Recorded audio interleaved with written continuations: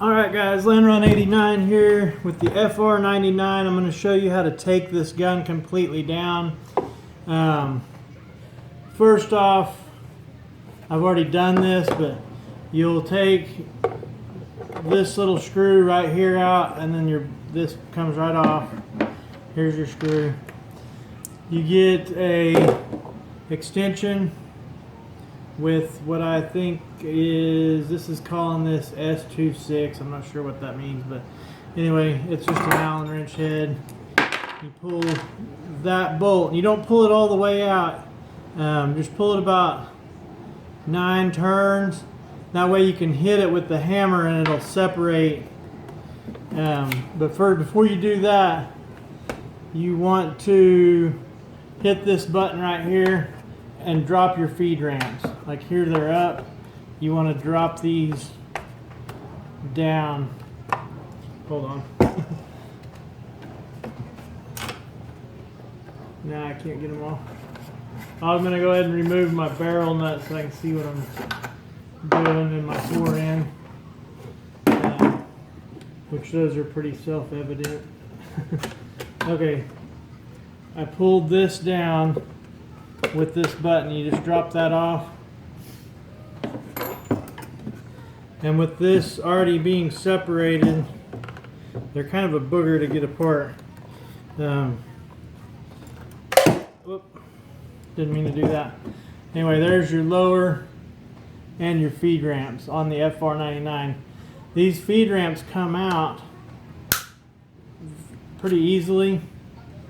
So a guy could possibly have these machined, a piece replicated if you wrote them on accident, or if you just wanted a steel set. I thought about doing that.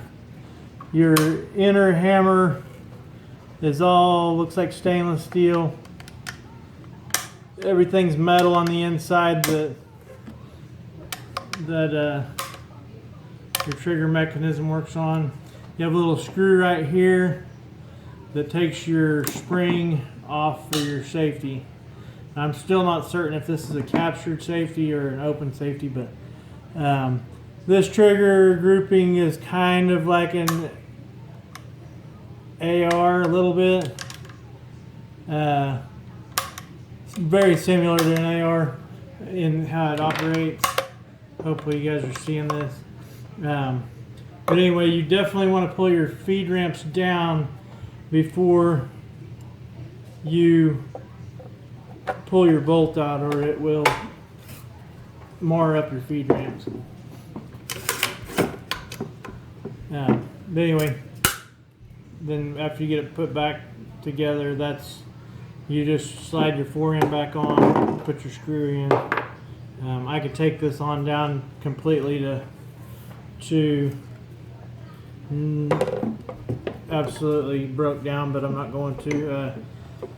The main thing is, when you're taking this butt screw off, only take about 8 or 9 turns out of it. When you loosen it up, you don't want to take it all the way out, and then bump it, so that'll separate this part and that part, because they are pretty tight. Like you can tell, I just put it back on there and it's already tight again. So that's the main deal. And then you definitely want to pull this out, or your bolt will run into it for some reason. I don't understand why or when that happens, because it's never happened to me before. But that I've read a lot of guys, like on the br99 and the MKA 1919, that you definitely have to get these out of the way before you take the gun apart. So first thing you do is drop your feed ramps.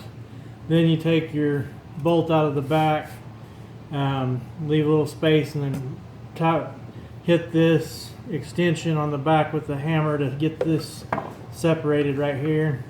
Once that does, it just comes right off, and that's your lower. Kind of like an AR, but way different than an AR actually. But they do have an upper and a lower. And then your upper disassembly is, you just take this nut right here off. You got to run 2 sets of screws out. Pull your, I did that piece here. pull your charging handle button out. You got to line that up. Oh, I'm kind of rough on this stuff. We'll go slides right off. Anyway, I didn't do that real professional, but there's your bolt. Here's a look at the inside of the bolt, how they're kind of built.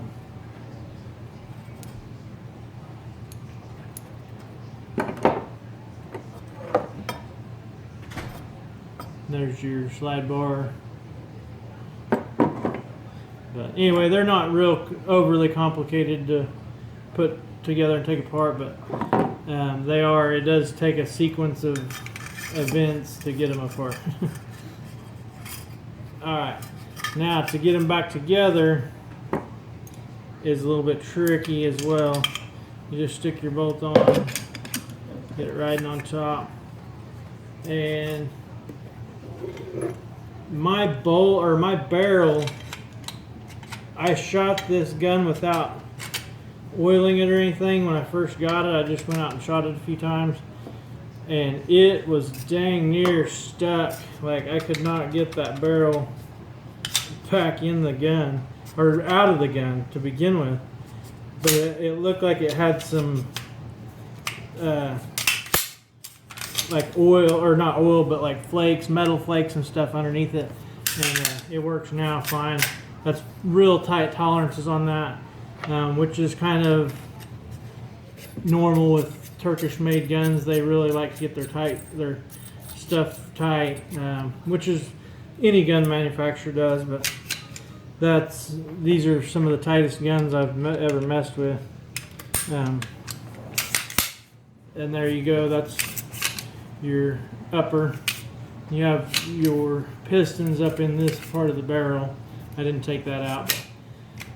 And then you just slide the gun back together. Pretty much, it's fairly simple. You got your feed ramp still out of the way.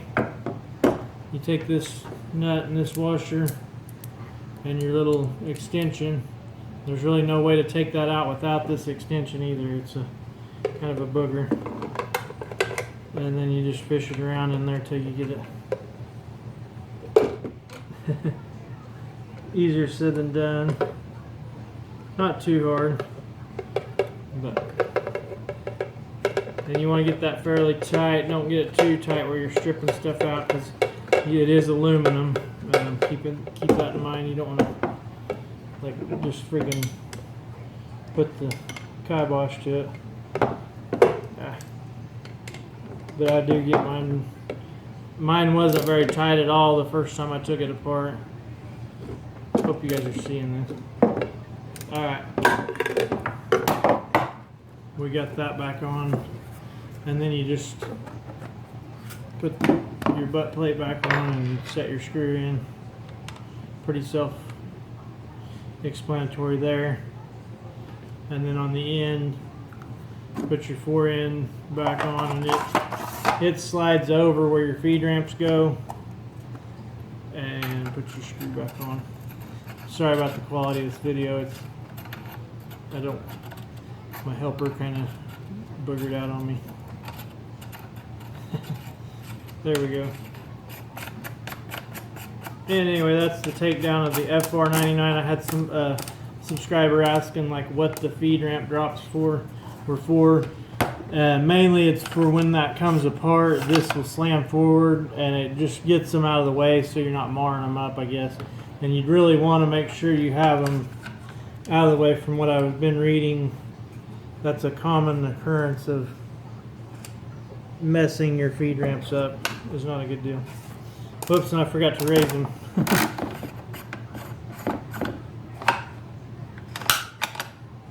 There we go.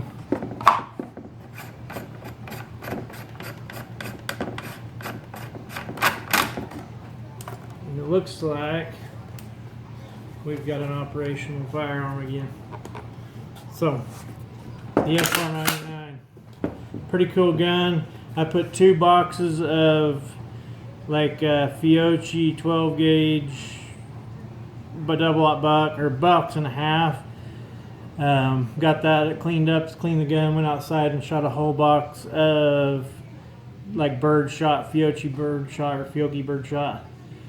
and it did not have any hang-ups, any problems with that lighter load. So it broke in fairly quick, as opposed to some other guns like this I've owned in the past from Turkey, like a SAR Arms. I own a Sarzalmaz semi-auto, and it was pretty much built for heavy loads, but I still haven't got it broken in to where it will shoot bird shot, and I've ended up about 500 rounds on that gun, or 800 rounds, and it shoots fine, the big stuff it does, but it's not a bird shot gun. This one I think will cycle all of it, and I was shooting a 10-round mag with that, so the 5-round mag tends to work better. So I think it'll be a good gun once we get it all broke in. And I'll do another video of me shooting the gun after it's broke in, just to kind of show you what to expect when you're buying one of these. So far I'm happy. We've already shot a pig with it the other night. It was pretty fun. Had the night vision out and rolled his ass. So anyways, thanks for watching, guys.